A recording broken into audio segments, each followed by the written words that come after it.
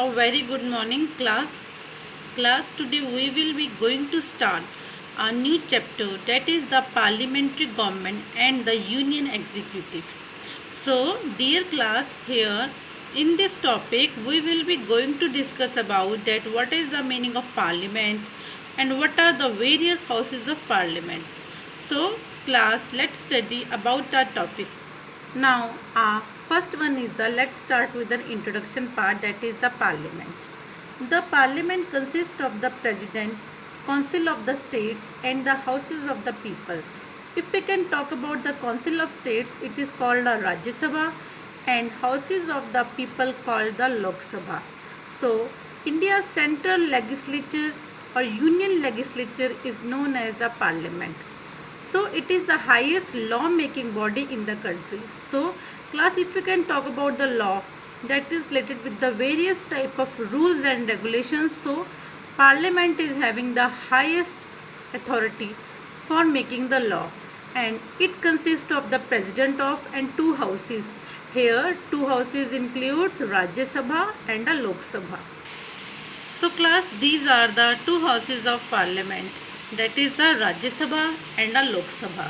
Class, if we can talk about the Lok Sabha before the expiry of its term, if the ruling party loses its majority, so during an emergency, the term of Lok Sabha can be extended by 1 year at a time.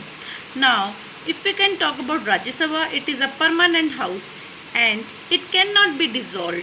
So here 1/3 of its members retire every 2 years, and same like its equal number of members are elected in their place.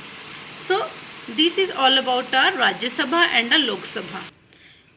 As I earlier told you that there are the two houses, Lok Sabha and Rajya Sabha. So let's discuss more about in detail about two houses. So let's start with the first house, that is Lok Sabha.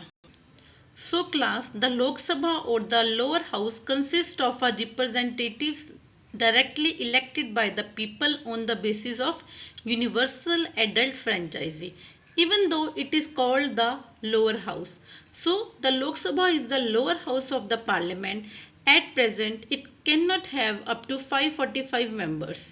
So this is all about our Lok Sabha. Now next move towards our next house, that is the Rajya Sabha.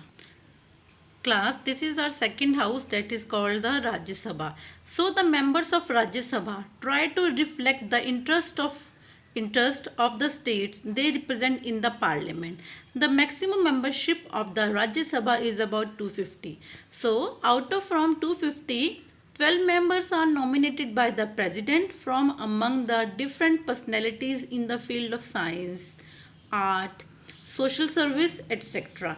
And the other 238 members can represent the various states and union territories. So now class, I asked one question from you, how many states we are having and how many UTs? UTs means union territories. So the number of members from each state depends upon the population of state. So class, this is about detailed information of Rajya Sabha. The Rajya Sabha is also called the upper house. It can include 250 members. Here all the elected members represent the states and the UTs. The members representing the states are elected by the elective members of the state legislative assembly. Dear class, always question rises that who can be a member of Rajya Sabha? So for becoming a member of Rajya Sabha, he must having a Indian citizen which is having a age at least 30 years and should not be bankrupt or a mentally unsound. If a person is a not physical fit, then he cannot be nominated for a Rajya Sabha. The last and very important point is this: persons should not hold any type of government job. These are the things required if you want to become a member of a Rajya Sabha. Now the next important term, that what is the difference between Rajya Sabha and Lok Sabha. So our first difference is that Lok Sabha is also called a lower house and Rajya Sabha is also called a upper house. Second one, the Rajya Sabha is indirectly elected body. If we can talk about Lok Sabha, it is a directly elected body. The Lok Sabha can pass a vote of no confidence.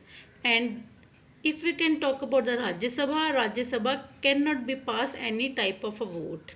The last but not least, the Lok Sabha can be dissolved. But if we can talk about Rajya Sabha, the Rajya Sabha cannot be dissolved. So these are the basic comparison between Rajya Sabha and Lok Sabha. I can repeat, Lok Sabha can be called a upper house, which can consist of the representatives directly elected by the people on the basis of universal adult franchise. If I can talk about the Rajya Sabha is called the upper house. Here the Rajya Sabha represents the members of states and the UTs. UTs means Union Territories. So class, this is all about your chapter.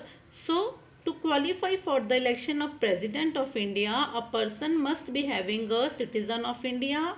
He must be having at least of age of 35 years of age. Third one, he must be a qualified to become a member of the Lok Sabha. So this is all about your chapter. Thank you class.